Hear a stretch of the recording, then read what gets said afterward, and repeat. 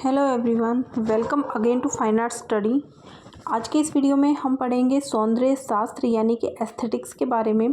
पूरा उसका कि किसने इसे स्टार्ट किया था, कब स्टार्ट हुआ था, इसकी डेफिनेशन क्या है, ठीक है, सारी चीज़ें हम आज के वीडियो में पढ़ेंगे। तो स्टार्ट करते हैं। तो देखिए, इसे जो है वो एस्थेटिक बोला जाता है। 18वीं सदी में ये शुरू हुआ था। या तो आपको एग्ज़ाम में 18वीं सदी मिलेगा या फिर आपको 1750 भी मिल सकता है, तो दोनों ही आप याद रखिएगा। अलेक्जेंडर बामगार्टन के द्वारा इसे जो है स्टार्ट किया गया था। इसे दर्शन शास्त्र की एक शाखा के रूप में स्वीकार किया गया। इनका कथन था कि सौंदर्य शास्त्र इंद्रिय ज्ञान का विज्ञान है। ये जो स्टेटमेंट होते हैं इनको आप अच्छे से याद कीजिए, चाहे वो सौंदर्य शास्त्र के स्टेटमेंट हो या फिर कला के स्टेटमेंट हो। कला के स्टेटमेंट जो है वो आर्ट के जो स्टेटमेंट होते हैं वो बहुत ज़्यादा एग्ज़ाम में पूछे जाते हैं, ठीक है, जिनका भी हम आगे डिस्कस करेंगे। तो सौंदर्य शास्त्र इंद्रिय ज्ञान का विज्ञान है और पुस्तक थी इनकी एस्थेटिका। एस्थेटिक शब्द जो है ये यूनानी भाषा से लिया गया है।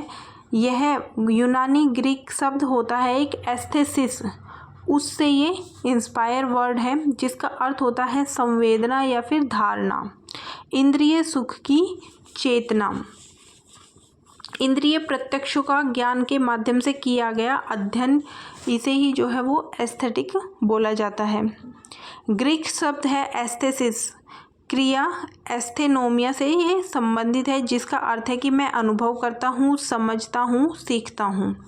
हिंदी भाषा में इसे सौंदर्य शास्त्र या फिर नंदन शास्त्र के रूप में जाना जाता है। तो ये नंदन शास्त्र जो वर्ड है इसको भी आप याद रखिएगा। क्रोचे का एक ये बुक है, मतलब ऐसे टाइप है, aesthetic S A science of expression and journal linguistics. उसके बाद जो भरत मुनि थे उन्होंने नाट्यशास्त्र नामक ग्रंथ लिखा, ठीक है, इनका तो आपको पता है, ये बहुत फेमस है भरत मुनि का नाट्यशास्त्र। भरत मुनि नाट्यशास्त्र के गहन जानकार और विद्वान थे। इनके द्वारा रचित ग्रंथ नाट्यशास्त्र भारतीय नाटक और काव्य शास्त्र का आदि ग्रंथ है। इसे सर्वप्रथम रस सिद्धांत की चर्चा की गई थी। तो रस के बारे में बहुत क्वेश्चन पूछे जाते हैं, तो नेक्स्ट वीडियो में हम पूरा जो रस से क्वेश्चन बनते हैं वो भी और पूरा रस को डिटेल में देखेंगे। तो आपका वो एक वीडियो देखने के बाद आपका जो रस का चैप्टर है वो पूरा क्लियर हो जाएगा। तो नेक्स्ट हम वही चैप्टर कंप्लीट करेंगे, ठीक है। आपका जो अभी एग्ज़ाम है चंडीगढ़ का और आपका DSSB का, सभी के लिए वो महत्वपूर्ण है। तो देखिए, इनके द्वारा रचित जो ग्रंथ था नाट्यशास्त्र, उसमें भारतीय नाटक और काव्य शास्त्र का आदि ग्रंथ है और उसमें रस सिद्धांत की चर्चा की गई। सौंदर्य शास्त्र की भारतीय परंपरा में प्रागैतिहासिक काल, गुफा चित्र, भित्ति चित्र, साहित्य, हड़प्पा संस्कृति, वैदिक काल, मौर्य, सातवाहन, कुषाण, मध्यकाल एवं आधुनिक काल तक कला व सौंदर्य की समृद्ध परंपरा रही है। यानी कहने का मतलब ये है कि जब से ये मतलब स्टार्ट हुआ है, ठीक है, ये लाइफ स्टार्ट हुई है, जब से लोगों ने कुछ समझना स्टार्ट किया है, जानना स्टार्ट किया है, तो हम जानते हैं कि सबसे प्राचीन जो हमारी संस्कृति थी वो थी हड़प्पा संस्कृति, ठीक है। तो वहाँ से और उसके बाद जितने भी काल हुए हैं, जितनी भी संस्कृतियाँ हुई हैं, जितने भी वंश हुए हैं, और जैसे जैसे मनुष्य जो है वो ग्रोथ करता गया है, उसका डेवलपमेंट होता गया है, विकास होता गया है, मनुष्य ने नई नई चीज़ें सीखना समझना स्टार्ट कर दिया है, वैसे वैसे ही जो सौंदर्य है उसकी परंपरा जो है वो बढ़ती गई है।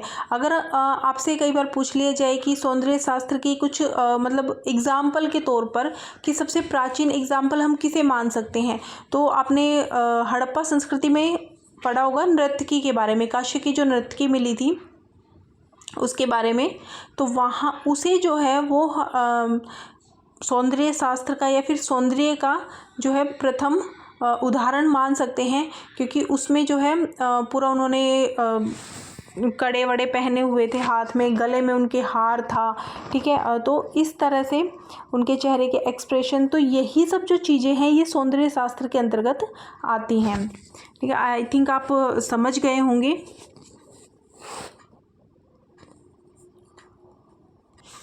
भारत में हम बात करें तो भारत में जो पाश्चात्य सौंदर्य शास्त्र है उसकी जो ये प्रमुख अवधारणा है उसे जो ये सौंदर्य वर्ड है इसे ब्यूटी शब्द से हम लोग ज़्यादा मतलब जानते हैं। इसे एक तरह से फिक्स कर दिया गया है। ठीक है, एस्थेटिक शब्द को ना यूज़ करके यहाँ पर जो है हम भारतीय परंपरा में ब्यूटी शब्द को इसके लिए ज़्यादा यूज़ करते हैं। आनंदवर्धन जो थे उन्होंने रसबोधक जो तत्व हैं उन्हें ही लावण्य कहा है।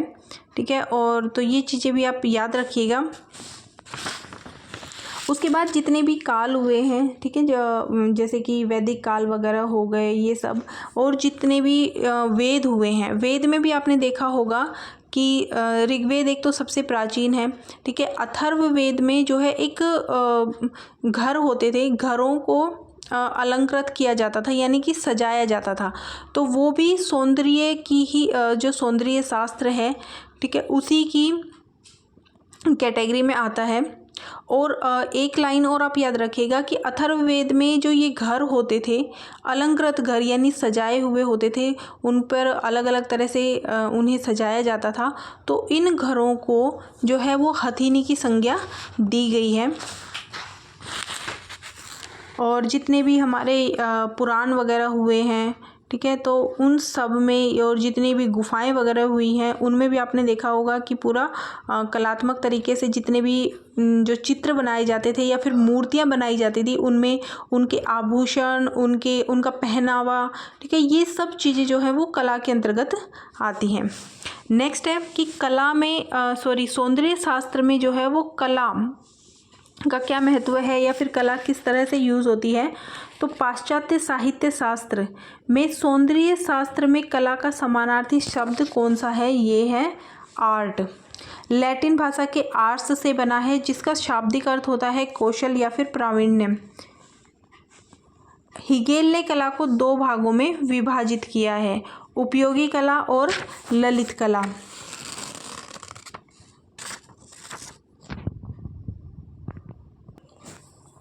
अलग अलग जितने भी ग्रंथ वगैरह हुए हैं जैसे कि रामायण हो गया, महाभारत हो गया, ठीक है, इनमें भी कला के लिए अलग अलग शब्द का यूज़ किया गया है।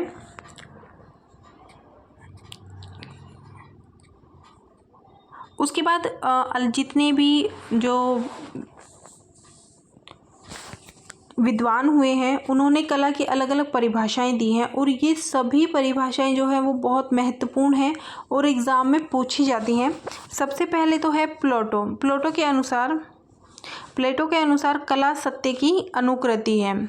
ठीक है, तो ये वन लाइनर है, तो किसी में तो दो दो शब्द ही हैं, तो आपको ये बिल्कुल अच्छे से याद करनी है क्योंकि ये डायरेक्ट इनसे क्वेश्चन पूछा जाता है और ये सेलेक्टेड है। अगर आप ये बस इतना आप याद कर लोगे, ये 8-10 लाइनें हैं, अगर आप इनको याद कर लोगे, इनसे बाहर कोई भी डेफिनेशन नहीं पूछी जाती।